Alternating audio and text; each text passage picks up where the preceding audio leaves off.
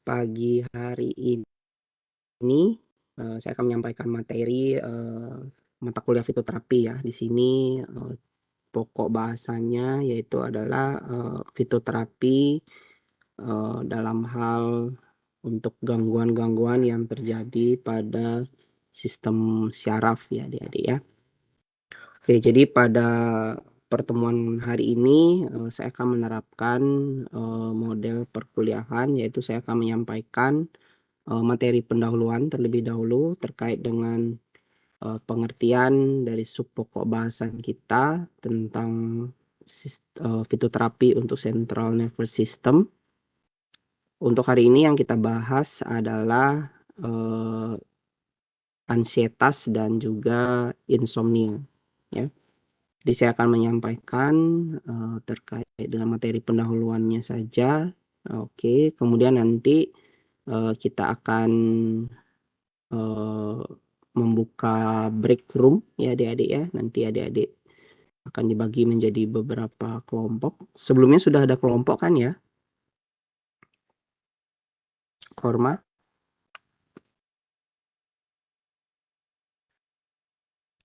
Sudah ada kelompok, Pak. Ada berapa kelompok? Ada 6 kelompok. Ada 6 ya. Oke, nanti akan saya coba buka 6 breakout room. Nah, nanti di dalam breakout room itu adik-adik akan saya berikan monografi untuk tumbuhan yang digunakan untuk meredakan kondisi ansietas dan juga insomnia ya. Nanti adik-adik silakan rangkum terkait monografi yang tersebut, kemudian nanti langsung dipresentasikan ya. Kita sharing-sharing ilmu. Oke.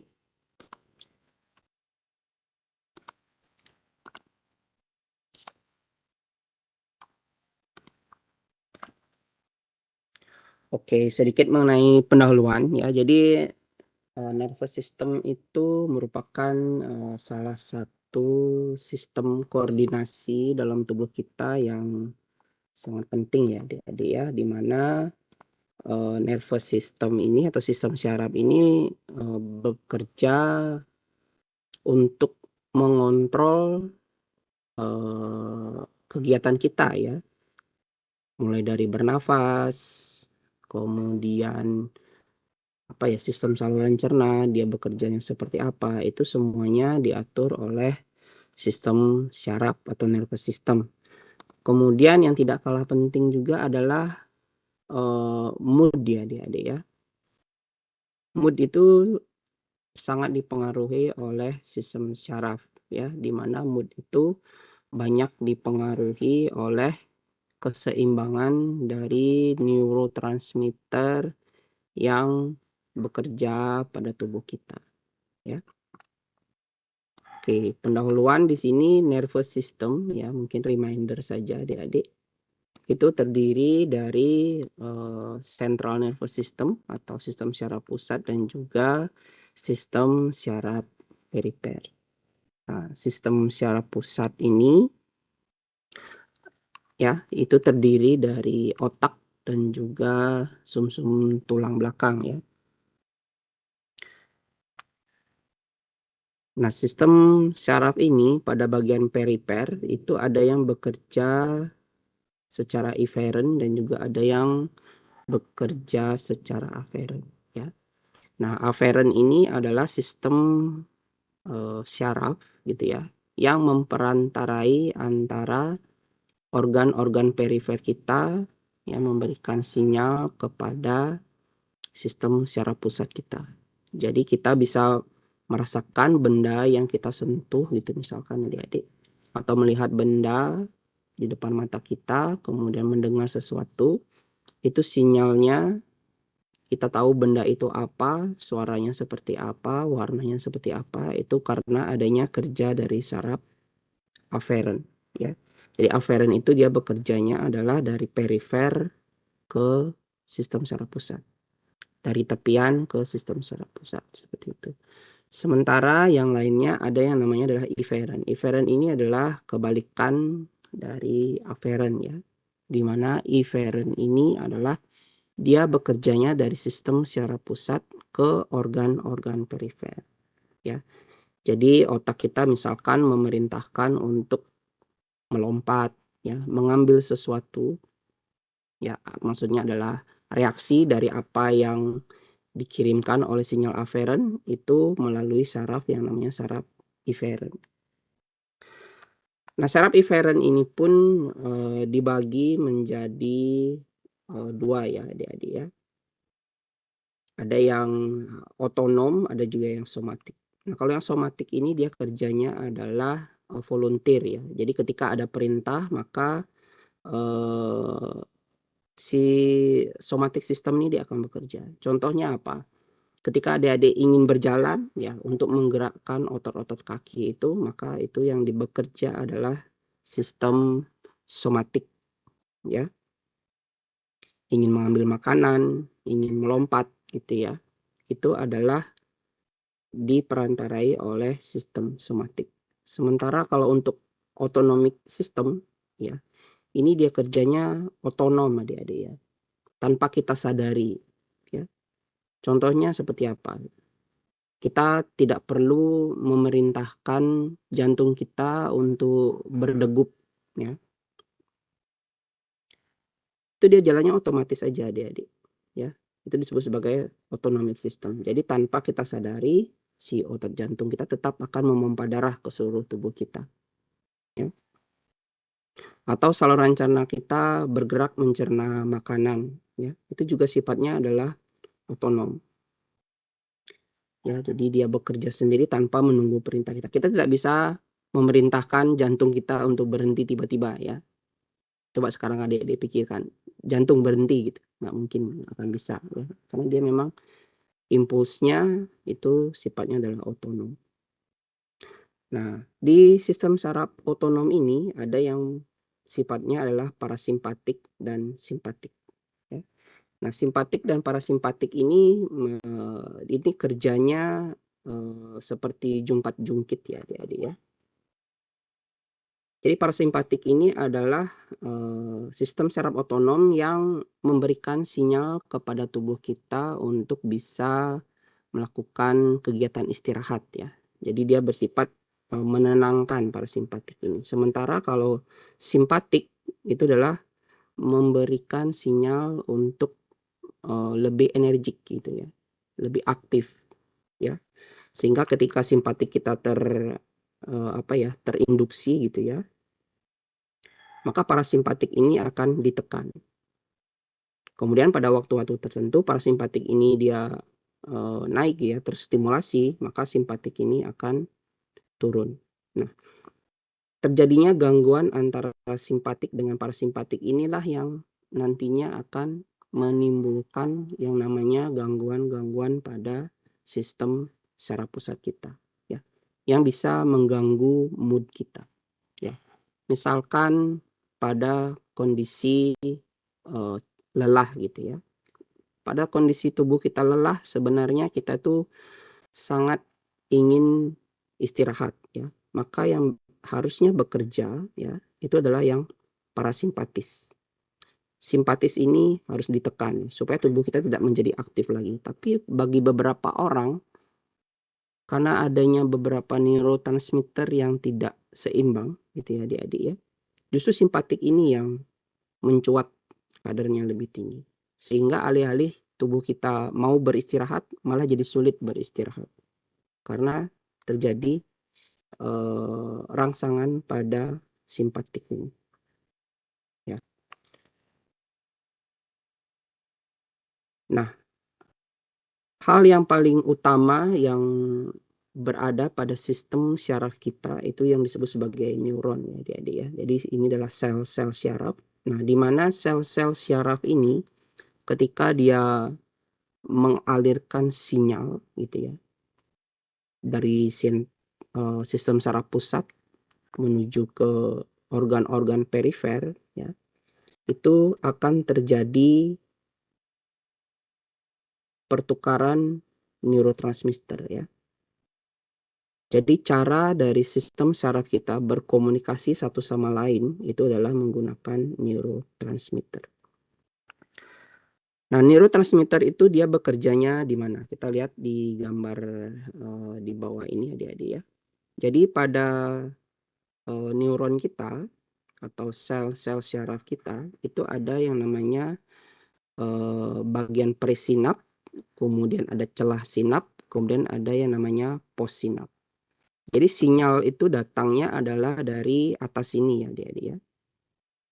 Jadi ketika ada kejut listrik atau perubahan muatan gitu ya, maka di presinap ini itu terdapat beberapa vesikel-vesikel ya. Terdapat beberapa vesikel-vesikel atau bisa kita katakan seperti gelembung-gelembung gitu ya adik-adik ya. Di mana di dalam gelembung ini dia terdapat neurotransmitter. Nah, tergantung nanti impuls seperti apa yang dimunculkan ya. Itulah neurotransmitter yang akan dilepaskan ke celah sinaps ini. Nah, ketika neurotransmitternya ini terlepas, maka si neurotransmitter itu dia akan berlekatan dengan yang namanya reseptor ya. Reseptor dari neurotransmitter yang terdapat pada sel saraf selanjutnya yang disebut sebagai bagian postsinapnya.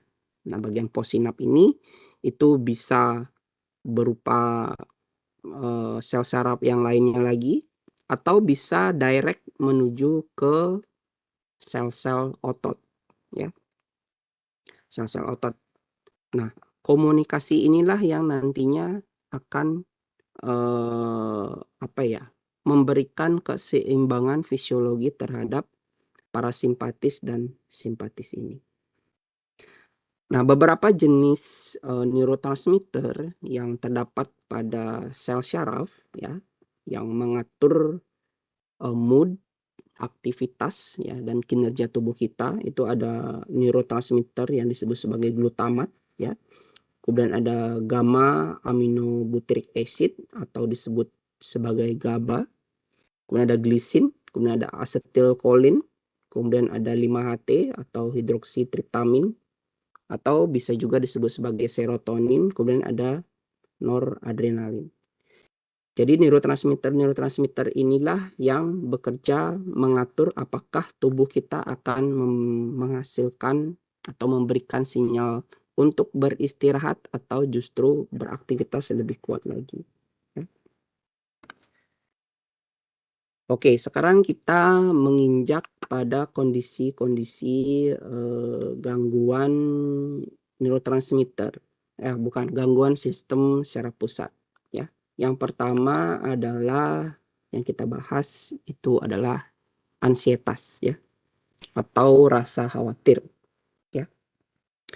Mungkin setiap orang itu berhak gitu ya merasa khawatir ya, ataupun stres adik-adik ya. Misalkan besok adik-adik mau ujian ya, tapi sampai malam ini pun adik-adik belum belajar gitu ya. Jadi adik-adik stres, khawatir dengan kegiatan ujian besok. Atau misalnya dapat giliran presentasi gitu ya. Adik-adik khawatir tidak performnya tidak bagus atau mau ujian tugas akhir misalnya, jadinya stres gitu ya. Nah, itu adalah wajar ya, karena dengan adanya stres itu akan meningkatkan awareness kita ya. Kesadaran kita, oh ternyata kita stres nih, kayaknya perlu belajar lebih, misalnya seperti itu. Perlu mempersiapkan lebih baik, seperti itu. Nah, dengan adanya stres itu seperti itu efeknya yang positifnya. Tapi beberapa orang, adik-adik, kondisi stres ini ketika pemicu stresnya sudah dilewati, kadang-kadang rasa khawatirnya ya itu masih melekat adik-adik. Ya. Masih melekat. Padahal hal-hal tersebut sebenarnya tidak harus dikhawatirkan oleh si orang tersebut. Nah, itulah yang menjadi suatu gangguan ya. Nah, rasa khawatiran yang berlebihan ini bisa kita katakan mengganggu begitu ya. Kalau akhirnya dapat menurunkan performa kinerja tubuh kita ya. Misalkan kita menjadi kurang berkonsentrasi ya karena kita terlalu overthinking terhadap apa yang kita khawatirkan gitu ya, padahal itu nggak terjadi pada orang-orang yang lainnya gitu ya. Kemudian misalnya kita menjadi malas untuk mengerjakan sesuatu gitu ya, kemudian malas bertemu dengan orang lain gitu ya, takut berada pada kerumunan orang. Nah itu yang menjadi gangguannya, padahal hal-hal tersebut tidak, masalah gitu ya bagi orang lain. Nah, kemudian gangguan kekhawatiran ini kadang-kadang juga sampai terbawa pikiran ya, sampai dibawa pada kondisi saat kita tidur gitu ya. Nah, jadi kita menjadi karena terlalu overthinking, terlalu banyak pikiran gitu ya, terlalu khawatir sampai-sampai kita ritme tidur kita menjadi terganggu. Sehingga timbullah, gangguan pada sistem saraf kita yang selanjutnya itu adalah insomnia. Nah, karena kita kekurangan istirahat pada malam hari, maka pada siang harinya, di esok harinya kita menjadi, kurang tidur ya, mudah capek dan hilang konsentrasi ya karena kurang tidur. Nah, itu yang kondisi-kondisi ansietas yang perlu kita, tangani ya secara, medis ya, perlu kita lakukan terapi.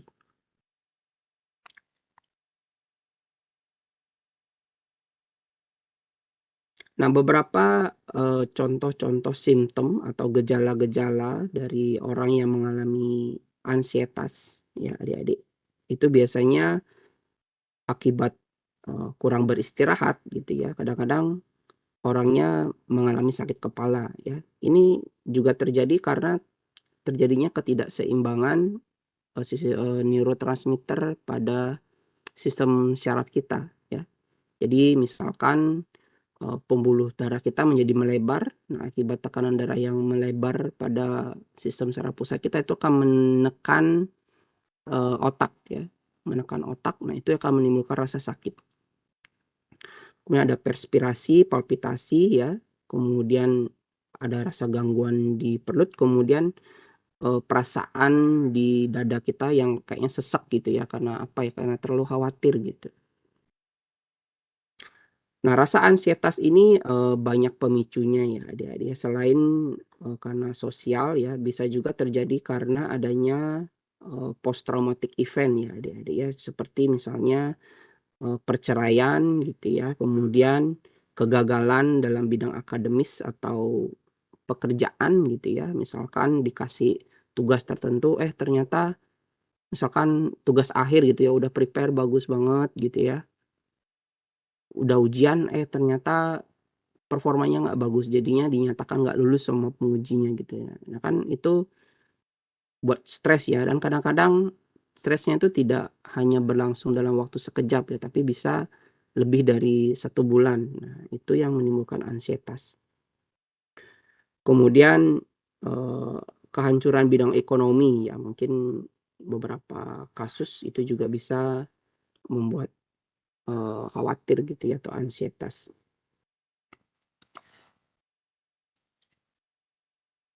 Nah, ini adalah beberapa, simptom dari ansietas yang mungkin sudah saya sampaikan tadi ya, yaitu adalah restlessness. Jadi karena rasa khawatir yang berlebihan gitu adik-adik ya, membuat kita jadi tidak mudah beristirahat ya.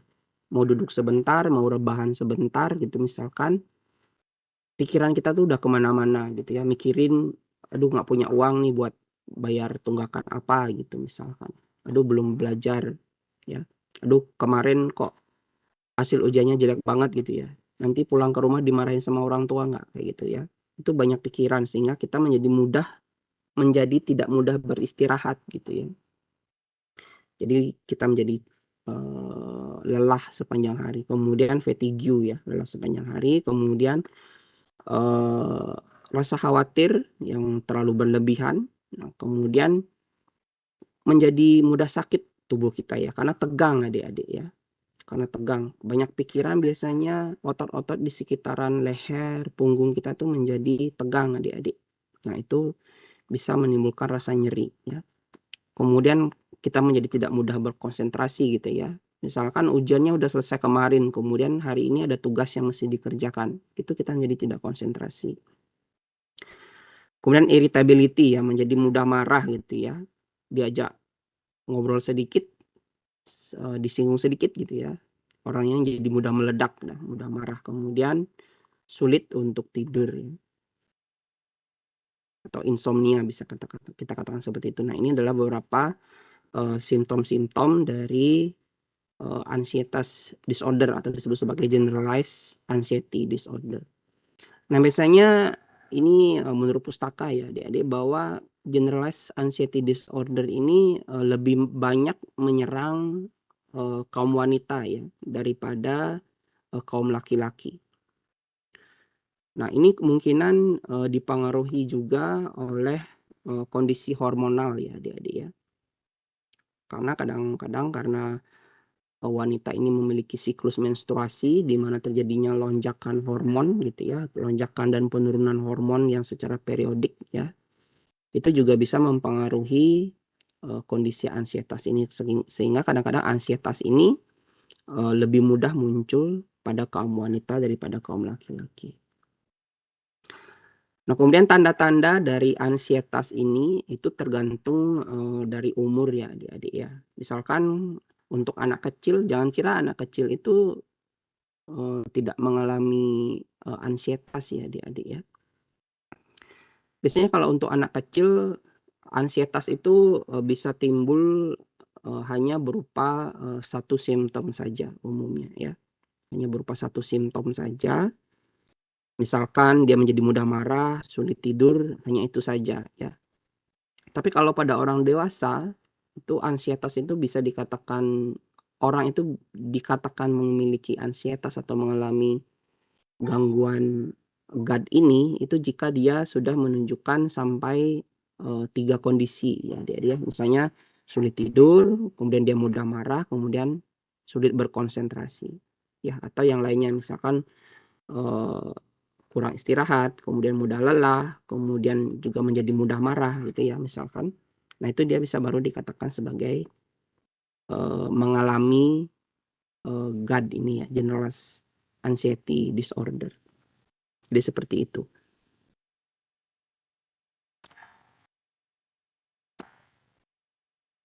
Nah, tadi saya menyinggung terkait dengan neurotransmitter. Nah, ternyata neurotransmitter apa saja sih yang mempengaruhi kondisi ansietas ini ya. Ada 2 jenis neurotransmitter yang dikatakan bertanggung jawab gitu ya adik-adik ya terhadap ansietas ya, yaitu adalah GABA dan 5-HT. 5-HT adalah bukan amitriptilin, adalah serotonin ya. Serotonin. Nah, terkait dengan neurotransmitter GABA, ini apa sih yang dia lakukan ya? Jadi GABA ini dia memiliki 2 buah reseptor dalam sistem saraf kita, yaitu adalah GABA A dan GABA B ya. GABA ini fungsinya adalah sebagai neurotransmitter inhibitor ya adik-adik ya.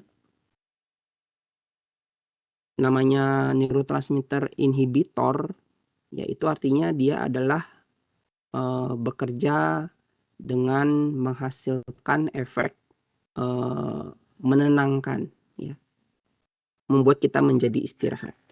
Nah, kalau misalnya GABA ini terganggu konsentrasinya atau dia gagal berikatan dengan reseptor GABA A dan GABA B, nah itulah yang akan menimbulkan rasa khawatir. Serotonin juga sama. Serotonin ini adalah neurotransmitter yang bekerja memberikan efek rasa senang ya, rasa senang. Jadi kalau serotonin ini kadarnya rendah atau dia gagal juga mencapai reseptornya ya, reseptor serotonin, itu kita menjadi mudah sedih ya, mudah kepikiran. Jadi rasa senang itu hilang adik-adik ya. Rasa bahagia itu hilang. Tapi tidak boleh juga terlalu berlebihan ya. Kalau misalnya GABA-nya ini berlebihan gitu ya, justru nanti orangnya menjadi depresi ya. Sukanya menyendiri gitu ya, takut bertemu dengan orang. Kemudian kalau dia kebanyakan serotonin, justru orangnya menjadi euforia ya. Senang yang berlebih-lebihan ya. Dikit-dikit ketawa. Nah, seperti itu. Kayak orang gila gitu ya. Jadi keseimbangan antara GABA dan 5-HT ini harus diperhatikan dalam sistem saraf kita supaya fungsi tubuh kita atau fungsi sistem saraf kita itu tetap normal ya. Nah, selain itu juga dikatakan bahwa norepinefrin ini juga memiliki peranan terhadap ansietas ya. Misalnya menimbulkan rasa panik ya. Jadi kadang-kadang orang yang ansietas itu melihat kejadian dikit gitu ya akibat adanya post traumatik gitu ya. Itu dia orangnya jadi panik. Misalkan dia memiliki traumatik misalkan ketika dia jalan-jalan gitu ya di tepian jalan raya gitu, kemudian dia ngelihat ada kecelakaan gitu ya, itu traumatik misalkan. Nah, besok-besoknya ketika dia jalan di pinggir jalan raya, lihat mobil yang ngebut dikit aja tuh udah panik dia. Ya paniknya mungkin tidak seperti orang pada umumnya, mungkin ini bisa berlebih-lebihan ya, kayak nangis-nangis dan segala macam. Nah, itu dipengaruhi oleh adanya neurotransmitter norepinefrin ini ya, dia mengalami panik. Lalu apa yang bisa dilakukan dengan fitoterapi ya? Fitoterapi itu kan terkait dengan penggunaan herbal ya untuk pengobatan ya. Nah, obat-obat yang digunakan atau obat-obat atau mekanisme kerja dari obat-obat ansietas ya, itu kita sebut sebagai ansiolitik ya adik-adik ya. Jadi ansiolitik ini adalah suatu agen yang digunakan untuk menurunkan simptom-simptom ansietas ya. Nah, ansiolitik ini juga kadang-kadang diasosiasikan juga dengan agen-agen sedatif ya. Karena agen sedatif ini pun dia sifatnya adalah menenangkan, hampir mirip dengan ansiolitik. Dan kadang-kadang satu buah herbal itu dia memiliki kinerja ganda ya adik-adik ya. Selain ansiolitik, dia juga memiliki efek sebagai sedatif. Nah, contoh-contoh herbal gitu ya yang digunakan untuk meredakan ansietas atau menimbulkan efek sedatif ya. Ini yang sudah dikaji gitu ya dan menunjukkan efek yang positif ya, selain digunakan secara tradisional tapi dia juga dikatakan efektif pada uji klinis. Itu ada herba kava, kemudian ada valerian, kemudian ada passion flower, atau beberapa jenis herba lain yang juga dikatakan bisa mendukung ya dari efek ansiolitik ini. Contohnya seperti lavender ya, lavender ini mungkin bisa digunakan sebagai aromaterapi begitu adik-adik, yang memiliki efek calming ya, menenangkan. Kemudian ada California poppy ya, kemudian ada ziziphus, kemudian ada corydalis, magnolia dan bacopa. Kemudian herbar-herbar yang bersifat tonik pada sistem saraf itu juga dikatakan memiliki efek yang baik ya terhadap kondisi ansietas ya. Contohnya seperti St. John wort ya, lemon balm itu dia memiliki efek calming ya, tapi juga dia memiliki efek tonik ya, artinya membuat lebih bergairah gitu adik-adik ya. Jadi moodnya bisa lebih bagus ya.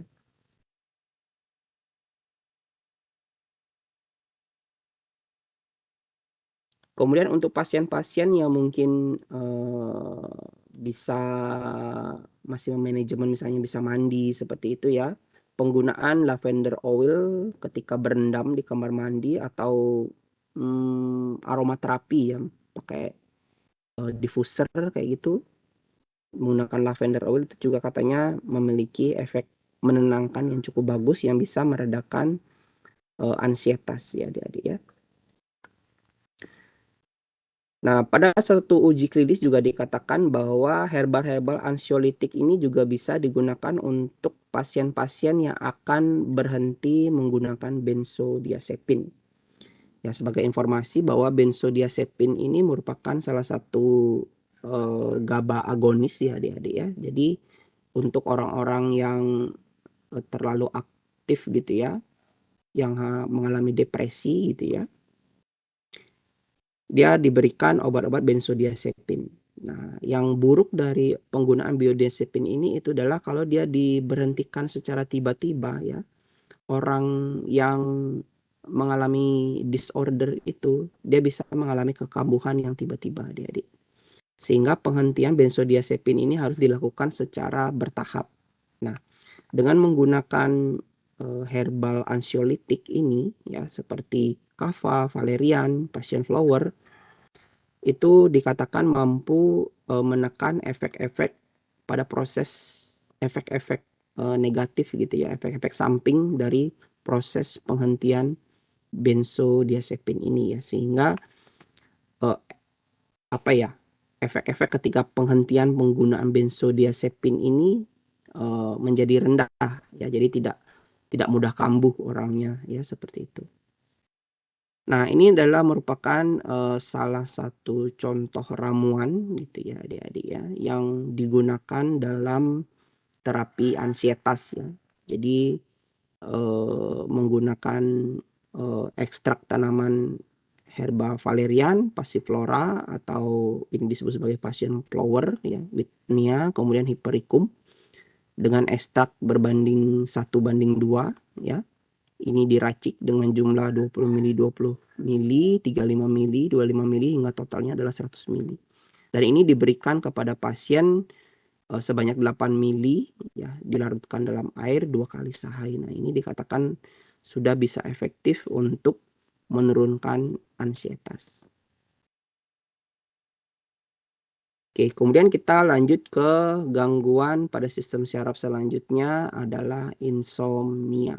Ya, mungkin adik-adik yang sering begadang, tapi kalau sudah keseringan begadang kadang-kadang besoknya jadi susah tidur ya. Nah, itu mungkin adalah gejala-gejala dari insomnia, adik-adik. Ya. Jadi menurut pustaka, insomnia ini adalah kondisi-kondisi termasuk di dalamnya adalah sulit tidur ya. Sulit tidur, kemudian mudah terbangun ketika sudah tidur ya. Jadi sekarang udah tidur gitu ya, tapi di tengah malam mudah sekali terbangun gitu. Nah, itu juga bisa dikatakan sebagai insomnia.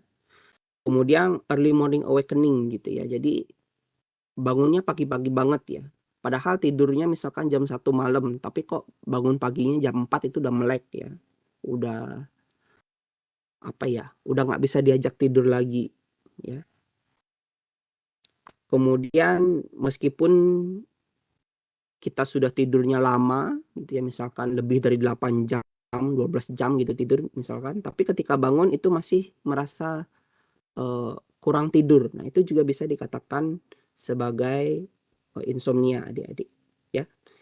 Jadi orang yang mengalami insomnia itu kadang-kadang bisa mengalami salah satu dari gejala-gejala ini atau kombinasi dari gejala-gejala ini ya. Jadi ketika kita mengalami sulit untuk tertidur, itu juga bisa dikatakan sebagai insomnia. Mudah terbangun di malam hari, itu juga masuk insomnia. Kemudian bangunnya pagi banget padahal mulai tidurnya juga larut, nah itu masuk insomnia. Kemudian meskipun sudah tidur lama tapi ketika bangun itu masih merasa kurang tidur, nah itu masuk ke kategori insomnia atau kombinasinya ya. Nah, penyebab-penyebab dari kondisi-kondisi insomnia ini itu saya temukan ada 2 ya. Pertama, penyebab dari sleep onset insomnia, yaitu penyebab kita menjadi sulit untuk jatuh tertidur ya. Contohnya seperti ansietas ya tadi, rasa khawatir, kemudian ada rasa sakit atau rasa tidak nyaman pada tubuh kita ya, itu akan membuat kita sulit untuk tidur ya. Misalkan nyeri, misalkan haid gitu ya, nyeri haid, kemudian habis kecelakaan ada nyeri seperti itu.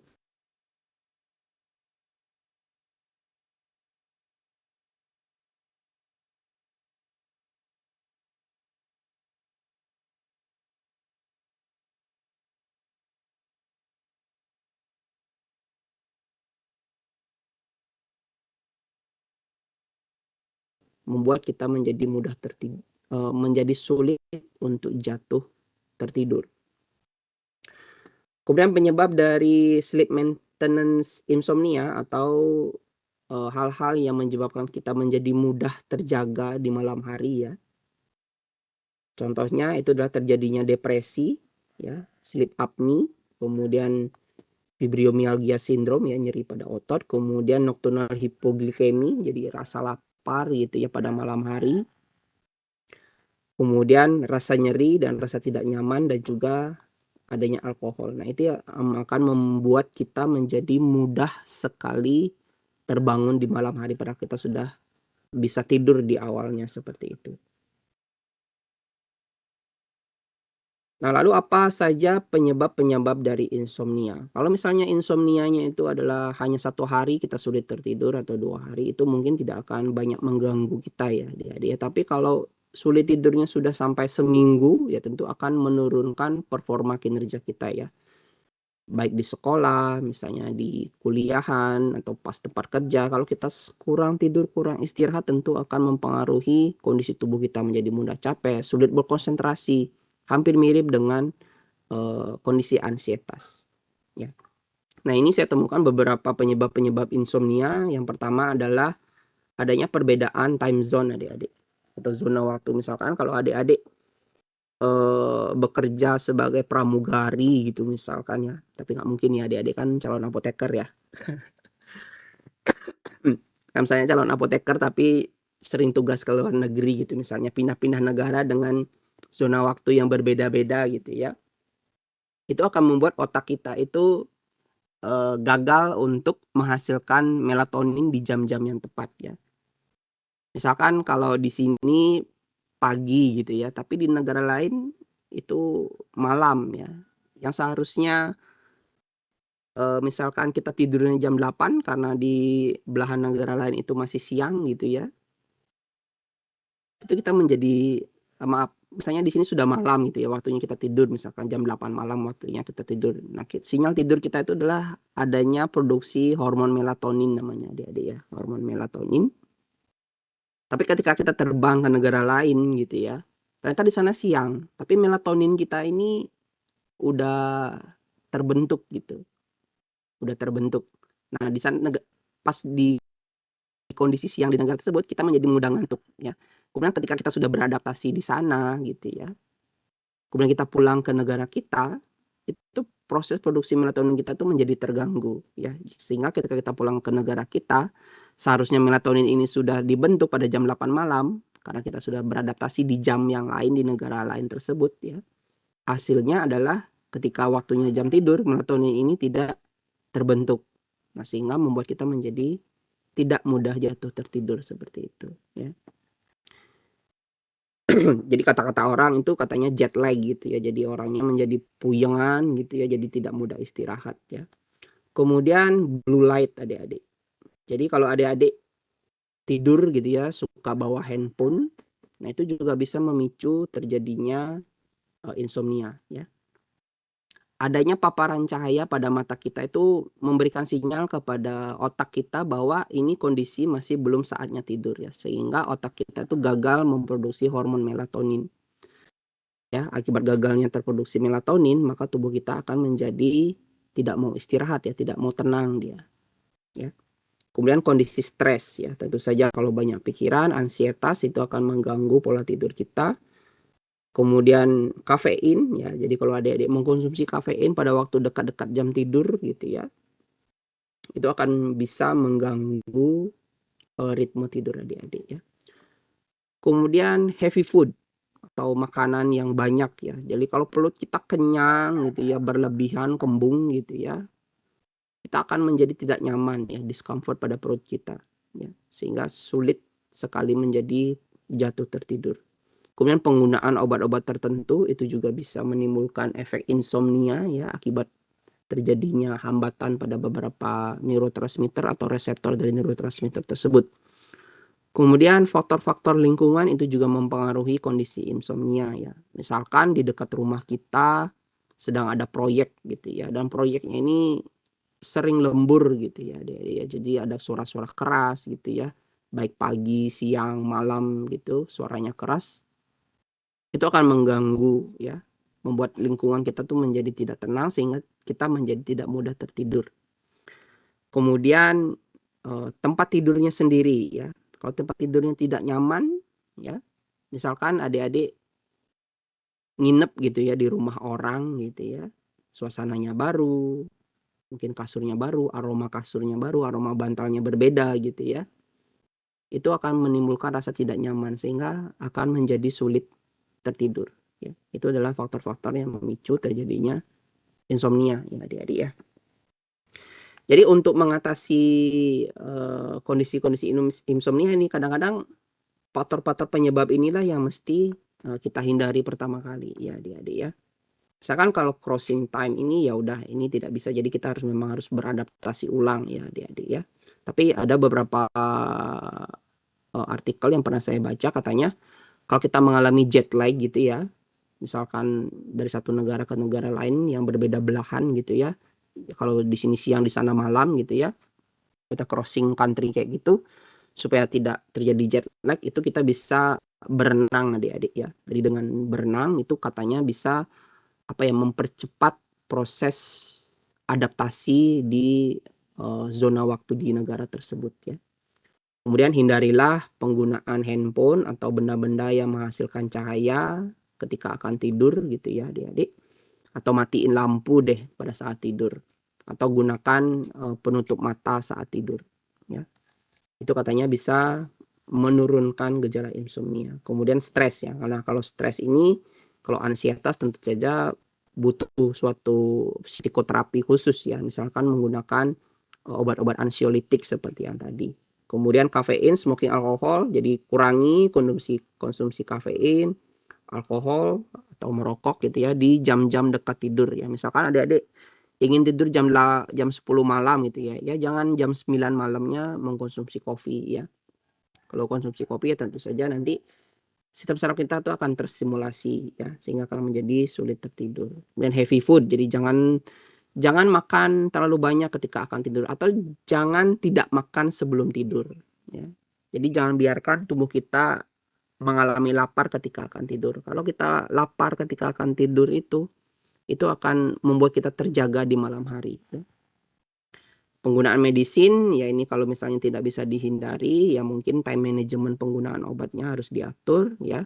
Kalau environment faktor nih misalkan kalau ada suara-suara keras di lingkungan kita bisa menggunakan earplug ya. Jadi kita tutup telinga kita supaya menjadi mudah tertidur ya. Kemudian comfortable bed atau pillow, jadi buatlah tempat tidur yang senyaman mungkin ya. Pilih bantal yang empuk, kasur yang empuk gitu ya. Nah, itu adalah cara-cara yang bisa kita gunakan untuk mengurangi insomnia ini.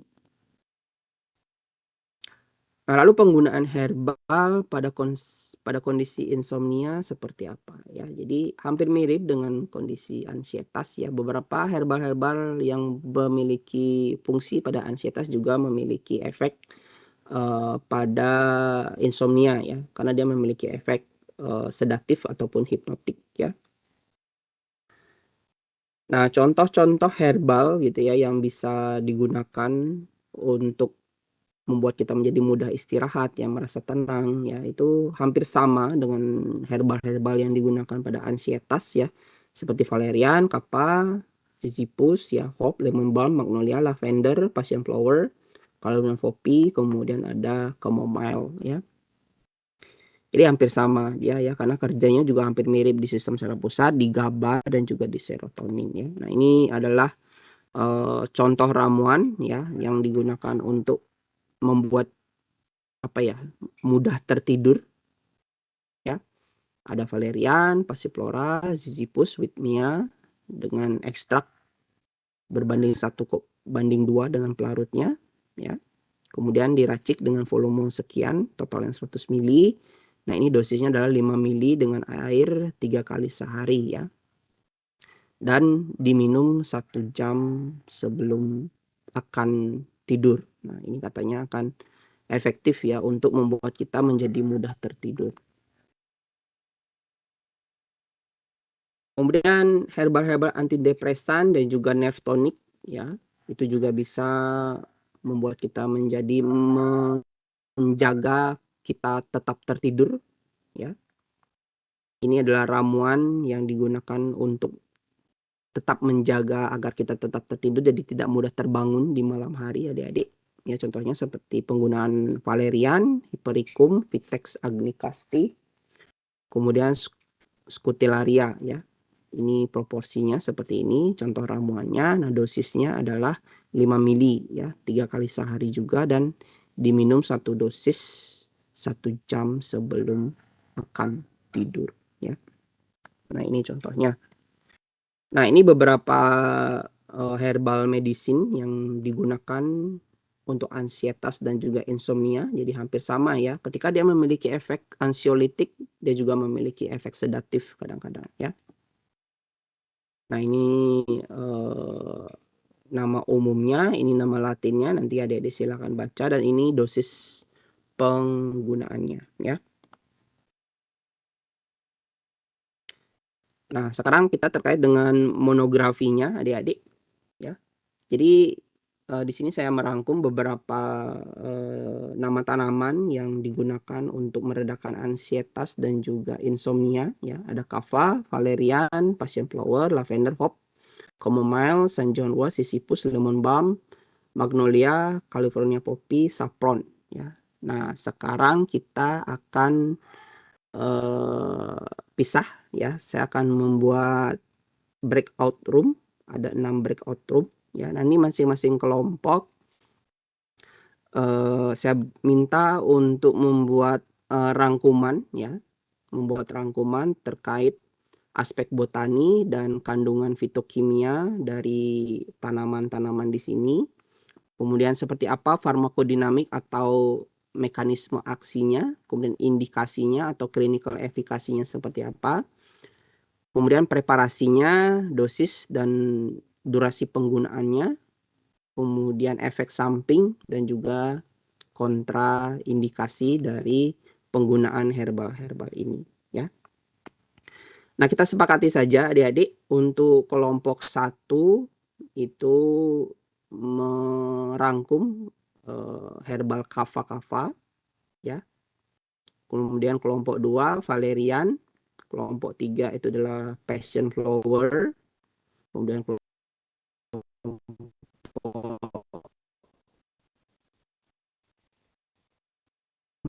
4 lavender, kelompok 6 adalah chamomile.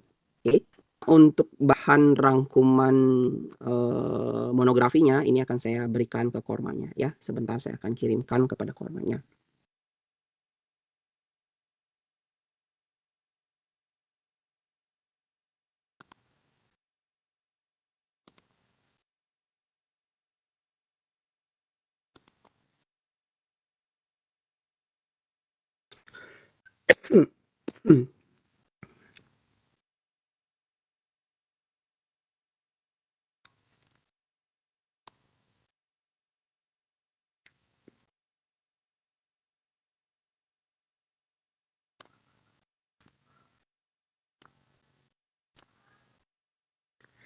Oke, sedang proses dikirim adik-adik.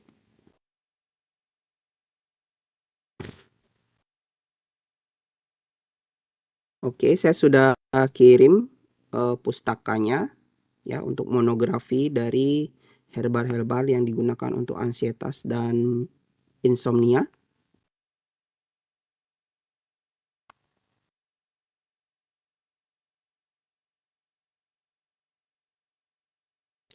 Jadi sekarang silakan adik-adik berkelompok gitu ya. Sebentar saya coba buat breakout room-nya. Semoga bisa ya. Saya lupa caranya bikin breakout room.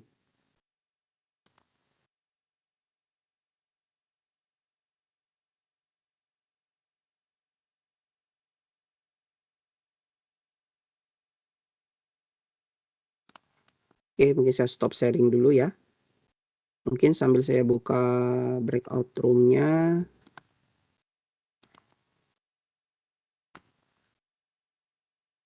Oke, ada 6.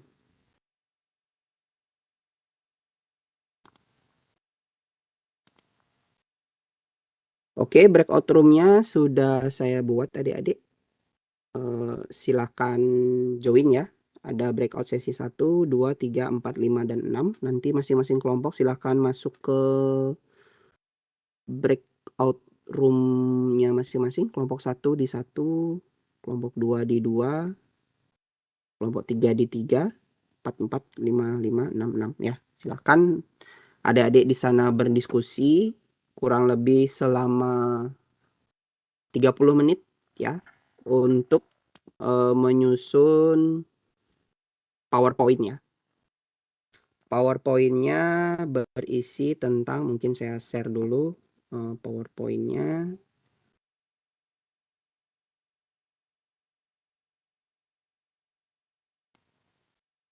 Ya, terkait monografinya ini ya, yang terakhir.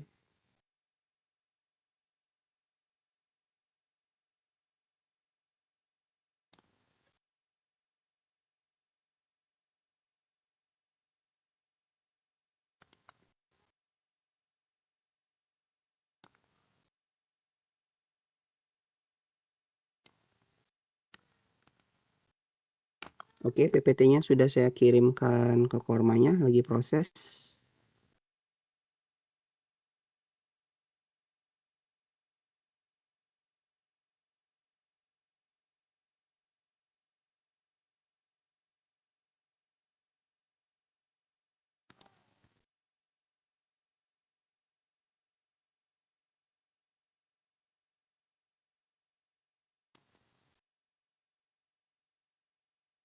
Oke, silakan berdiskusi ya adik-adik ya.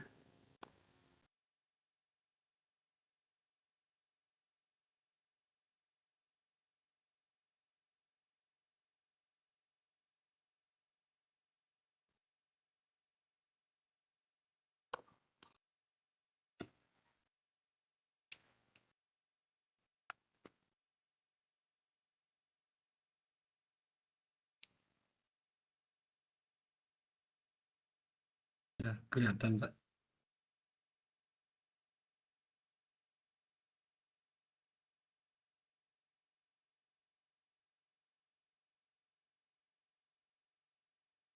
Pak, terima kasih atas kesempatannya. Di sini kami dari kelompok 2 izin mempresentasikan hasil dari diskusi kami tadi. Di mana next.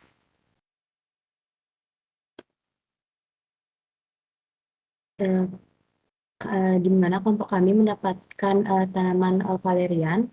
Adapun anggota kelompok kami yaitu yang pertama ada Putra Swandana NIM 5, lalu ada saya sendiri Kadek Febrianti NIM 6, dan juga tadi dibantu oleh Gangga Semala Dewi NIM 16.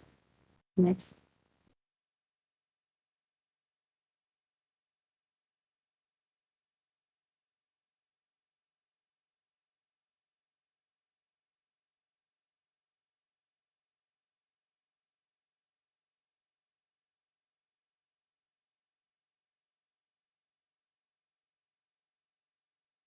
Baik, untuk yang pertama ada klasifikasi tanaman dengan ada botani atau key konstituen dari tanaman valerian, di mana valerian adalah nama umum yang diberikan ke obat mentah yang terdiri dari rimpang kering, akar, dan stolon atau organ bawah tanah dari spesies valerian. Senyawa yang telah terbukti memiliki efektivitas hipnotik sedatif dalam studi eksperimental disorot dengan warna biru. Konstituen kimia valerian meliputi volatile oil, valproates, lignans, alkaloid, amino. Adapun metode of action dari tanaman valerian ini adalah prinsip aktif spesifik valerian belum ditemukan secara pasti. Mana valerian merupakan contoh klasik dari obat herbal di mana efek keseluruhan disebabkan oleh beberapa jenis konstituen. Namun variasi yang cukup besar dalam komposisi dan kandungannya serta ketidakstabilan beberapa konstituen menimbulkan masalah serius bagi standarisasi. Nah, penelitian tentang mekanisme aksi telah menghasilkan temuan yang kontradiktif, di mana ekstrak valerian memiliki afinitas untuk GABA reseptor, merangsang sintesis dan pelepasan GABA, dan menghambat pengembalian kembali dan katabolismenya. Next.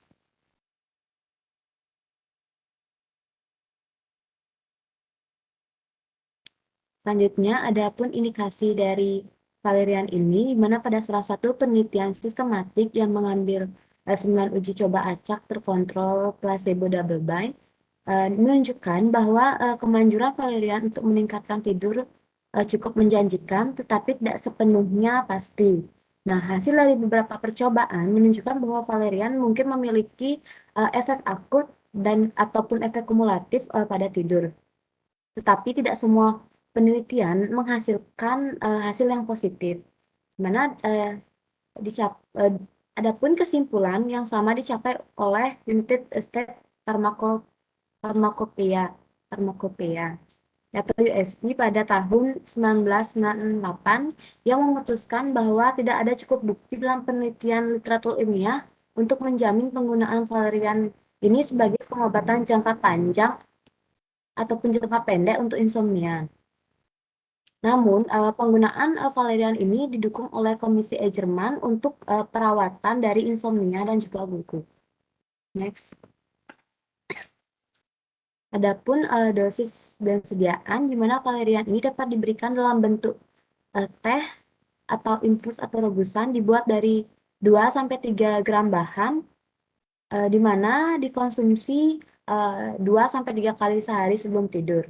Nah, apabila dalam bentuk bubuk maka dibuat dari 0,1 sampai 1 gram bahan, dan dalam bentuk tinctur sebanyak 20% dalam larutan etanol 70%. Digunakan 1-3 mili sebanyak 3 kali sehari. Nah, sediaan valerian lebih stabil dalam ekstrak kering dan dimasukkan ke dalam oral padat. Ekstrak kering mengandung 0,25% sampai 0,35% total asam sesquiterpen dan diberikan 400 sampai 900 mg dalam waktu 30 sampai 60 menit sebelum tidur. Next. Adapun efek samping dan kontraindikasi dari valerian ini, di mana efek samping jangka pendek dari penggunaan valerian diketahui melalui studi pengawasan pasca pemasaran yang memantau 3.447 pasien yang menggunakan sediaan valerian. Pada dosis tinggi, valerian menyebabkan gangguan fungsi jantung dan depresi sistem saraf pusat serta membuat potensi depresan saraf pusat lainnya. Menurut ESCOP 1997, penggunaan valerian harus dengan hati-hati, terutama pada anak-anak di bawah 3 tahun, wanita hamil atau menyusui karena mengandung iridoid atau agen sitotoksik dan mutagenik. Seperti ansiolitik herbal lainnya, valerian dapat mempotensiasi efek depresan sentral. Baik, Pak. Sekian presentasi yang dapat saya sampaikan. Jika ada kesalahan mohon dimaafkan. Terima kasih. Saya kembalikan kepada Bapak. Oke, terima kasih untuk kelompok Valerian, kelompok 2 ya. Kita berikan aplaus. Oke, masih ada 10 menit lagi. Kelompok Passion Flower.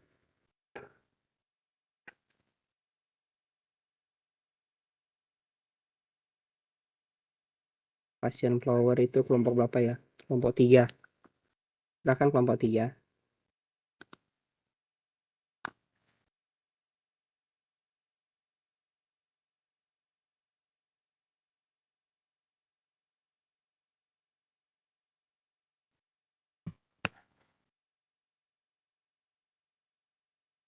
Slide-nya sudah terlihat, Pak? Sudah cukup jelas.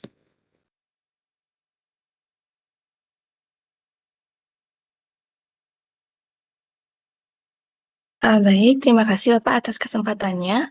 Jadi perkenalkan kami dari kelompok 3 dengan anggota Krisnawayu Nugraha NIM 9, saya sendiri Nilu Putu Putri Dewi NIM 10, dan tadi dibantu oleh Nimade Sugi Pratnyaswari NIM 40.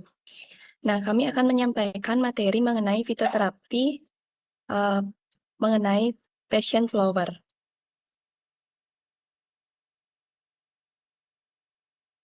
Jadi yang pertama yaitu botani dan konstituen utama yang ada dalam passion flower.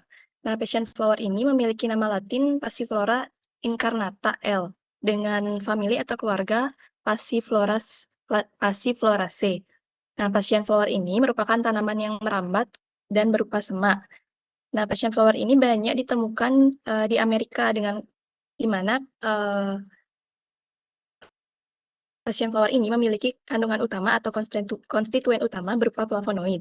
Misalnya itu vitexin, cyanogenic glycosida, serta alkaloid, misalnya harman, harmaline, dan maltol.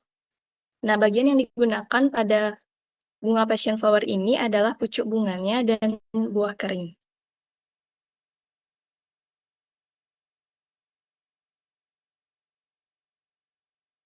Selanjutnya adalah farmakodinamik atau mode of action dari passion flower.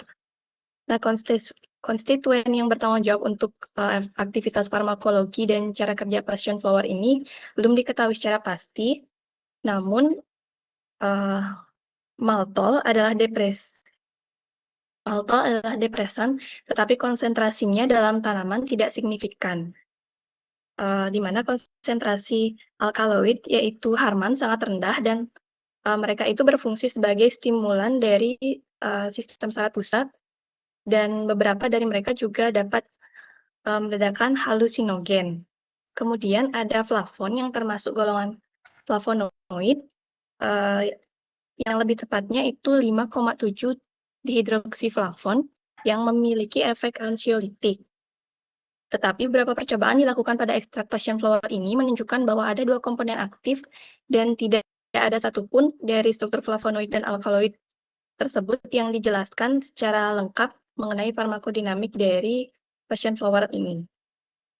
Untuk selanjutnya yaitu indikasi atau clinical efficacy, di mana sejak tahun 1840 dan 1898 obat ini digunakan sebagai obat penenang dan juga digunakan sebagai obat untuk mengatasi kegelisahan saraf dan gangguan tidur.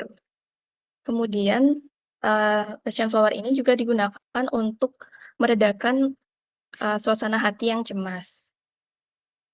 Nah, ini merupakan rangkumannya di mana tadi sudah disebutkan bahwa passion flower itu digunakan untuk kecemasan dan juga ada tambahan di mana passion flower ini dapat digunakan untuk meredakan gejala yang berhubungan dengan penarikan obat narkotika seperti yang dijelaskan oleh Bapak sebelumnya tadi dan untuk meredakan perubahan kondisi mood yang berubah-ubah atau gejala mood swing.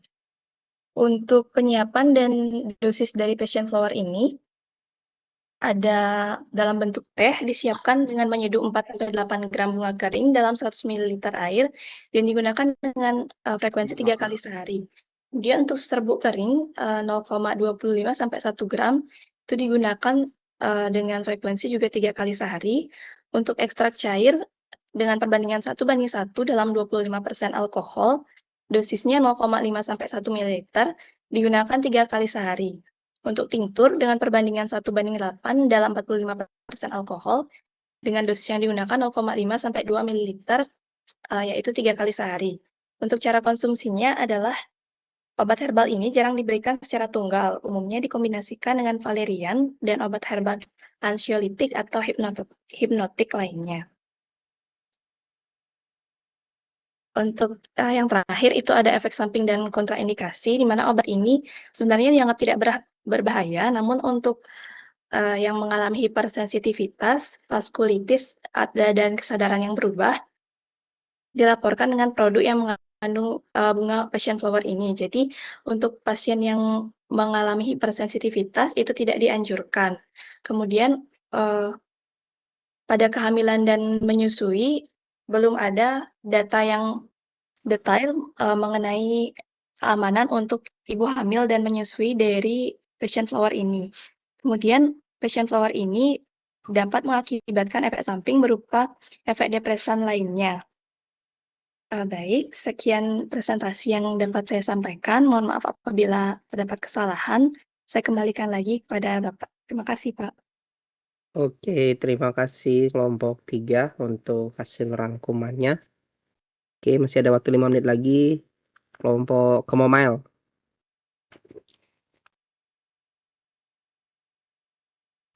Silakan kelompok 6 ya, chamomile. Baik Pak, tunggu sebentar.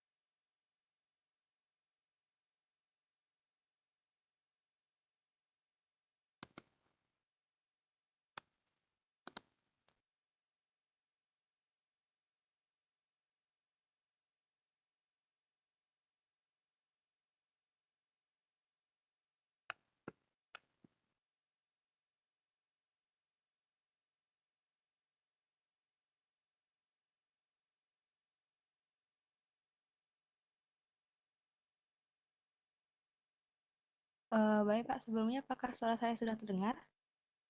Oke, terdengar jelas adik. Baik, mungkin saya sebelumnya terima kasih atas kesempatan yang diberikan. Jadi kami akan mempresentasikan dari kelompok 6 terkait dengan fitoterapi dari chamomile. Eh, Untuk anggota kelompok kami ada Nilodia Tantri NIM 20986, saya sendiri Dia Yustian dari NIM 2098, kemudian ada Ayu Putu Pramana Maharete NIM 20100.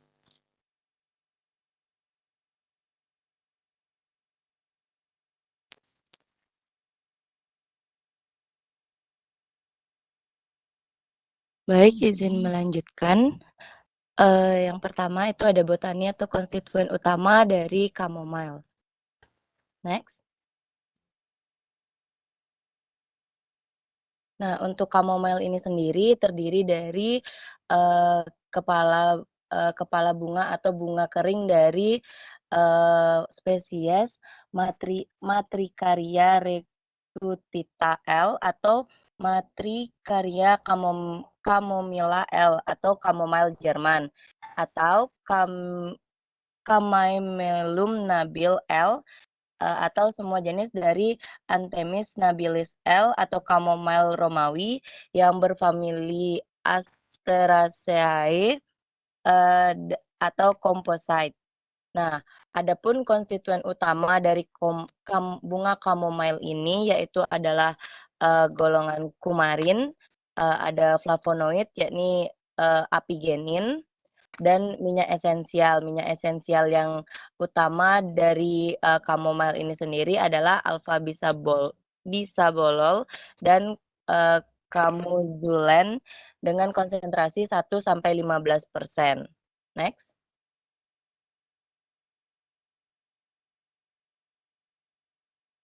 Nah, adapun mekanisme aksi atau mode of action-nya. Next.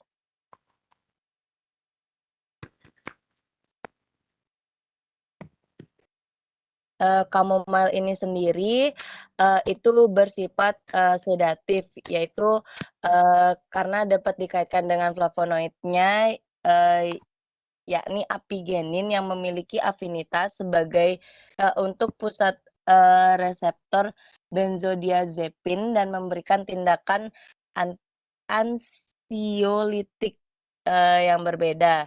Dan kehadiran dari triptofan, prekursor 5-HT dan GABA dalam bunga ini yakni dapat memberikan efek tenang atau efek hipnotis dari chamomile. Jadi dia tuh dapat merilekskan saraf-sarafnya itu biar dia merasa tenang seperti itu. Mungkin next. Mungkin saya lanjut untuk efek klinis dari chamomile. Jadi untuk efek klinis chamomile, jadi untuk chamomile ini di negara-negara Latin biasa diolah menjadi minuman ringan yang berkhasiat sebagai obat penenang untuk mengobati kecemasan dan insomnia. Nah, secara klinis juga telah dilakukan uji klinis untuk mengkonfirmasi efek ansiolitik atau obat penenang dari chamomile. Jadi untuk efek penenang ini dari chamomile juga telah diuji secara klinis. Kemudian untuk preparasi atau dosisnya, jadi untuk sediaan chamomile yang paling populer adalah infusion di infuse water dibuat dari 5 gram bunga kering dalam 150 air mendidih. Di mana biasanya diminum 1 gelas 3 kali sehari. Nah, bentuk administrasi lainnya ada berupa ekstrak cair dengan perbandingan 1:1, 45% etanol, 1-4 ml 3 kali sehari. Ada bentuk tinktur juga 1:5, 45% etanol, digunakan 3-10 ml 3 kali sehari. Kemudian ada kepala bunga kering yang langsung dikonsumsi 2-4 gram 3 kali sehari. Oke, lanjut. Akan dijelaskan oleh rekan saya untuk efek samping.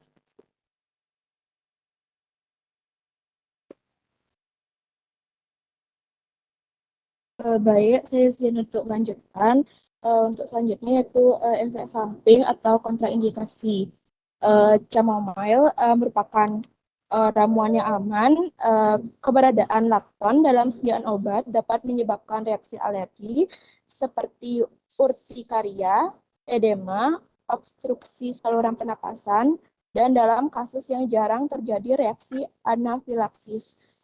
Oleh karena itu, individu dengan kondisi alergi harus menggunakan produk chamomile dengan hati-hati, mengingat reaksi alergi dan sensitivitas silang yang terdokumentasi. Chamomile harus dihindari oleh individu dengan hipersensitivitas yang diketahui untuk setiap anggota keluarga Astecariaceae compacitae. Sekian. Baik, mungkin sekian presentasi dari kelompok kami terkait chamomile. Saya kembalikan ke Pak Gongrayu. Terima kasih. Oke, terima kasih untuk kelompok 6. Oke, waktunya sudah lewat ya. Nah, ini saya ada dapat pertanyaan dari Gangga Samala Dewi ya. Tadi secara private ya di chat ditanyakan bahwa passion flower itu tadi sempat dijelaskan dia umumnya tidak dikonsumsi secara tunggal ya dan biasanya dikombinasi dengan herbal anxiolytic lainnya.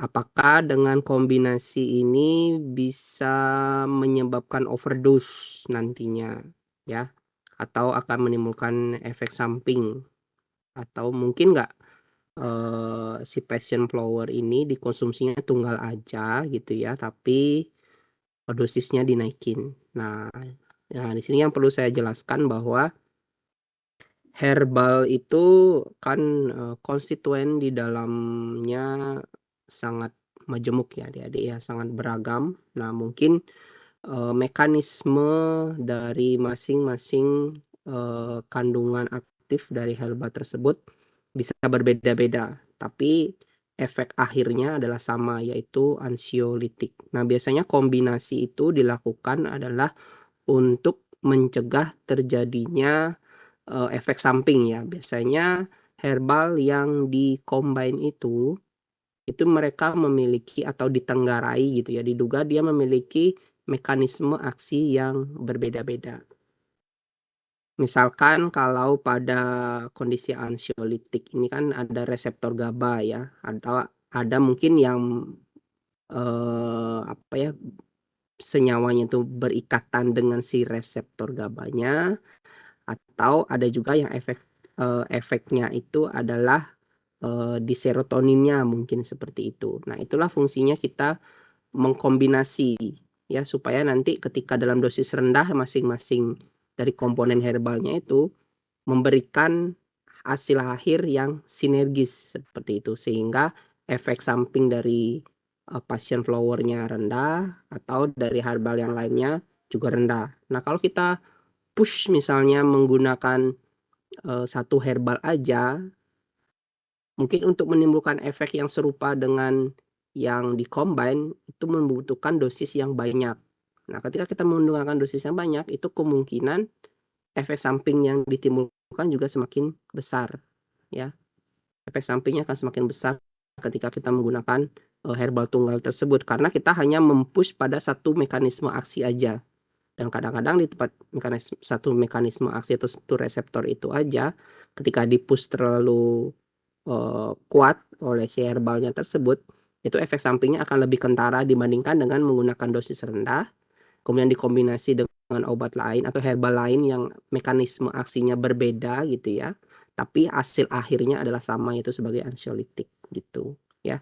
Jadi itulah makanya banyak sekali obat herbal itu yang disajikan dalam bentuk kombinasi, tidak dalam bentuk tunggalnya. Itu adalah digunakan untuk meningkatkan efektivitasnya melalui reaksi sinergi gitu ya, dan juga menurunkan efek samping yang mungkin timbul ketika menggunakan bahan-bahan tunggalnya dalam dosis yang lebih tinggi, kayak gitu ya. Itu Gangga, semoga bisa dipahami ya. Oke, karena time-nya sudah habis, jadi untuk pertemuan kita hari ini bisa kita akhiri ya adik-adik ya. Oke, untuk pertemuan selanjutnya mungkin nanti saya diskusikan dengan kormanya untuk obat-obat depresi dan selanjutnya ya. Semoga dengan kuliah ini adik-adik tidak jadi depresi dan ansiolitik apalagi insomnia ya. Oke, sampai bertemu lagi adik-adik. Selamat melanjutkan aktivitas. Selamat siang. Saya izin tutup roomnya ya. Selamat siang. Selamat siang, Pak. Terima kasih. Selamat siang, Pak. Terima kasih. Permisi, Pak.